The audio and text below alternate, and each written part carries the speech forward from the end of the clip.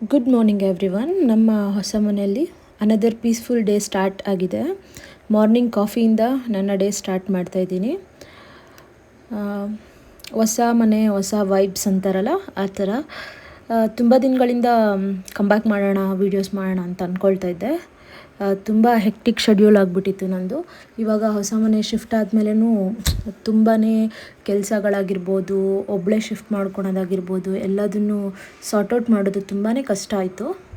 So morning ಒಂದು ಒಳ್ಳೆ coffee ಜೊತೆನೇ ಸ್ಟಾರ್ಟ್ ಮಾಡೋಣ ಅಂತ ತುಂಬ ಬೇಗನೆ ಎಚ್ಚರ ಆಯಿತು. ಇವತ್ತು ಸ್ಟಾರ್ಟ್ ಮಾಡಿಕೊಂಡು ಕಾಫಿ ಕುಡಿದು ಇನ್ನು ಡೇ ಸ್ಟಾರ್ಟ್ ಆಯಿತು. ಹೊರಗಡೆ ಬಂದು ಸ್ವಲ್ಪ ವಾಕಿಂಗ್ ಮಾಡೋಣ ಅಂತ ಹೇಳಿ, ವೆಯ್ಟ್ ಗೇನ್ ತುಂಬಾ ಆಗಿಬಿಟ್ಟಿದ್ದೀನಿ, ಇನ್ನು ವೆಯ್ಟ್ ಲಾಸ್ ಮಾಡೋಣ ಅಂತ ಹೇಳಿಬಿಟ್ಟು ವಾಕಿಂಗ್ ಹೋದೆ. ನೋಡ್ಬೋದು ಕತ್ತತ್ರ ಎಲ್ಲ ತುಂಬ ಬ್ಲ್ಯಾಕ್ ಆಗಿದೆ. ಇದು ಆಗೋದು ಬಿಕಾಸ್ ಆಫ್ ವೆಯ್ಟ್ ಗೇನ್ಗೆ. ನನ್ನ ಹಳೆಯ ಫೋಟೋಸ್ನ ನಾನು ನೋಡಿಕೊಂಡಾಗ ನನಗೆ ಅನಿಸೋದು ಒಂದೇ, ಮತ್ತು ನಾನು ಕಂಬ್ಯಾಕ್ ಮಾಡ್ಬೋದಲ್ಲ, ನಾನು ಸಣ್ಣ ಆಗ್ಬೋದಲ್ವ ಅಂತ ಅನಿಸ್ತಾಯಿತ್ತು. ಸೊ ಹಾಗೆ ಬರ್ತಾ ತರಕಾರಿ ಅಂಗಡೀಲಿ ತರಕಾರಿ ನೋಡಿದೆ. ಸೊ ತರಕಾರಿನೂ ತೊಗೊಂಡು ವಾಕಿಂಗ್ ಮುಗಿಸ್ಕೊಂಡು ಬಂದಿದ್ದಾಯಿತು. ಫ್ರೆಶ್ ಏರ್ ತೊಗೊಳೋಕ್ಕೆ ಲಿಟ್ಲ್ ವಾಕ್ ಹೋಗಿದ್ದೆ. ಆ ಟೈಮಲ್ಲೇ ತರಕಾರಿ ಕೂಡ, ಈ ಸ್ಮಾಲ್ ಮೂಮೆಂಟ್ಸ್ ಕೂಡ ಸ್ವಲ್ಪ ಸ್ಪೆಷಲ್ ಅನಿಸುತ್ತೆ. ಬಂದಮೇಲೆ ಇನ್ನೇನು ಮನೆ ಕಸ ಎಲ್ಲ ಕ್ಲೀನಾಗಿ ಅಂದಿದ್ದಾಯಿತು. ಇನ್ನೂ ಸ್ವಲ್ಪ ಸಾಮಾನನ್ನ ಸಾರ್ಟ್ಔಟ್ ಮಾಡ್ಕೋಬೇಕು. ಮೆಸ್ನ ಸ್ವಲ್ಪ ಇಗ್ನೋರ್ ಮಾಡಿ ಅದೇ ಥರ ಹೊಸ್ಲು ಪೂಜೆ ಮಾಡಿಕೊಂಡು ಇನ್ನು ಹೊಸ್ಲಿಗೆಲ್ಲ ರಂಗೋಲಿ ಹಾಕ್ಕೊಂಡು, ಇದು ತುಂಬಾ ಚೆನ್ನಾಗಿ ಅನಿಸುತ್ತೆ. ಒಂದು ಒಳ್ಳೆ ಪಾಸಿಟಿವ್ ಫೀಲ್ ಕೊಡುತ್ತೆ ಈ ಥರ ಹೊಸ್ಲು ಪೂಜೆ ಮಾಡೋದ್ರಿಂದ. ಆಮೇಲೆ ಮನೆಗೆ ಒಳಗಡೆ ಯಾರಾದರೂ ಬರಬೇಕು ಅಂದರೆ ವೆಲ್ಕಮ್ ಥರ, ಇದು ಯಾರನ್ನಾದ್ರೂ ವೆಲ್ಕಮ್ ಮಾಡ್ಕೊಳೋಕ್ಕೆ ಇಲ್ಲೇ ಒಂದು ಪಾಸಿಟಿವ್ ವೈಬ್ ಬಂದುಬಿಡುತ್ತೆ. ಯಾರಿಗಾದ್ರೂ ಒಳಗೆ ಬರಬೇಕಾದ್ರೆ ಆ ರಂಗೋಲಿನೇ ವೆಲ್ಕಮ್ ಮಾಡ್ಕೊಳ್ತಾ ಇರುತ್ತೆ.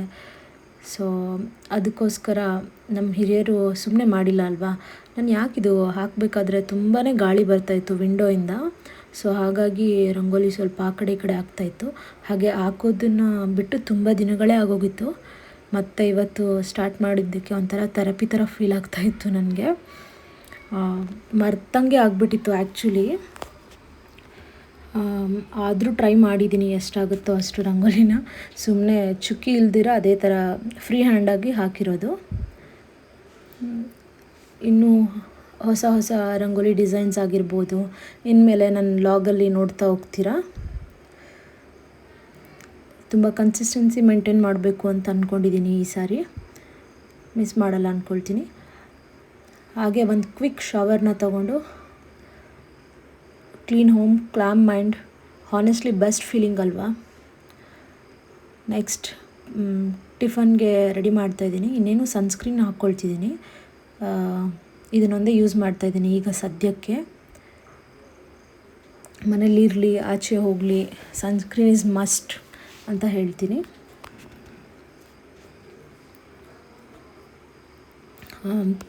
ಆ್ಯಕ್ಚುಲಿ ವೆಯ್ಟ್ ತುಂಬ ಗೇನ್ ಆಗಿದ್ದೀನಿ. ಇನ್ಮೇಲೆ ವೆಯ್ಟ್ ಲಾಸ್ ವಿಡಿಯೋಸ್ನು ಮಾಡಿ ಹಾಕ್ತೀನಿ ನಾನು. ನೋಡ್ಬೋದು ನೀವು. ಇನ್ನು ಸನ್ಸ್ಕ್ರೀನ್ ನಾವು ಕತ್ತಿಗೂ ಅಪ್ಲೈ ಮಾಡಬೇಕು.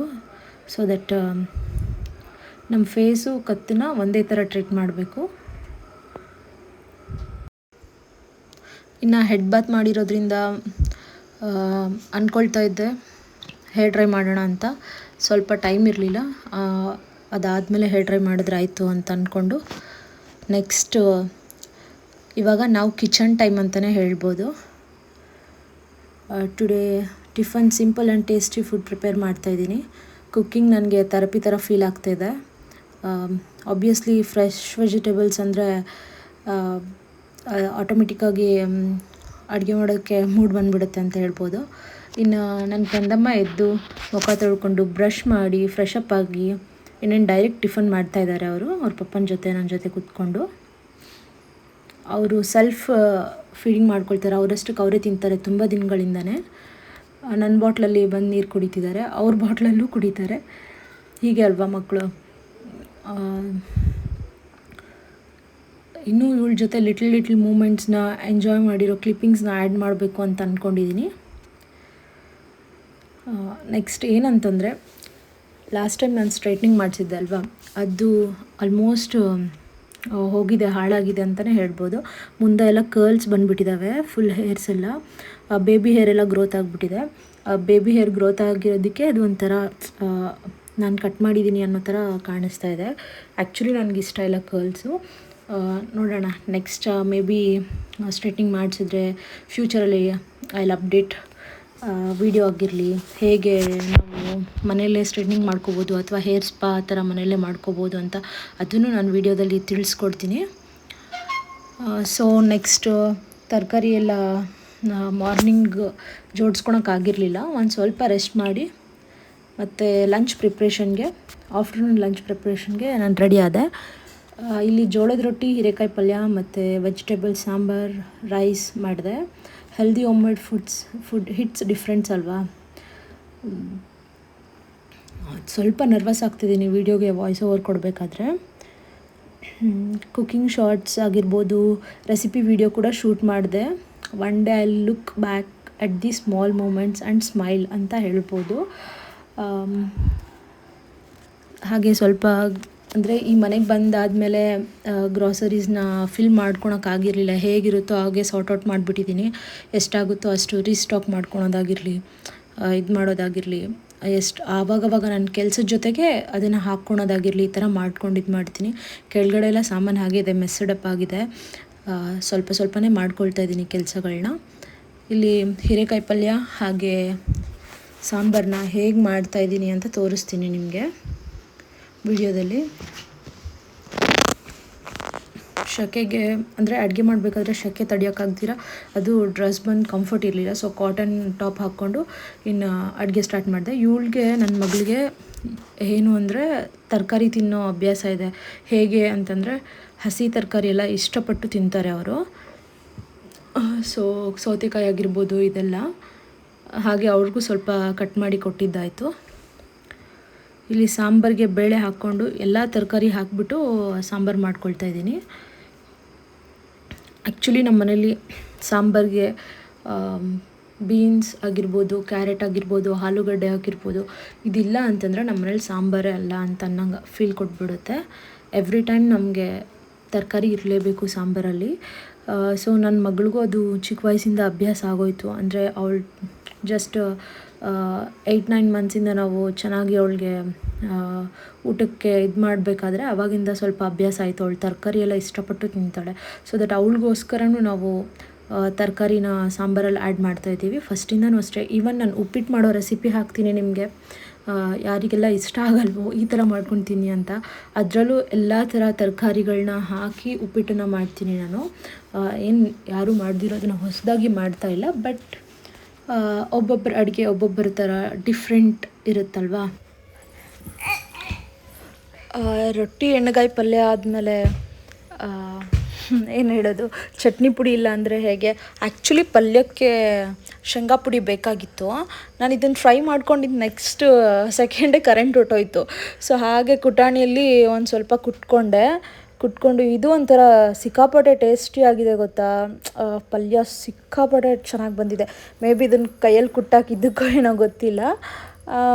ಕರೆಂಟ್ ಬಂತು, ಇನ್ನೇನು ನಾನು ಮಸಾಲ ಪ್ರಿಪೇರ್ ಮಾಡ್ಕೊಳೋ ಟೈಮ್ಗೆ.